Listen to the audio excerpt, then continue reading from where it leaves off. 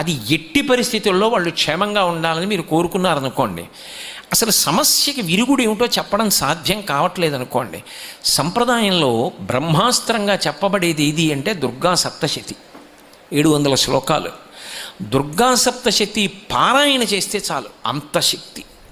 ఇక దుర్గా సప్తశతితో హోమం చేశారనుకోండి, దాన్ని చండీ హోమం అంటారు. అంటే నేను ఏదో ఇవాళ అమ్మవారి గురించి చెప్తున్నానని నేను ఈ మాట చెప్పడం కాదు. ఏ హోమమైనా గొప్పదే, నేను ఏ హోమాన్ని తక్కువ చేయట్లేదు.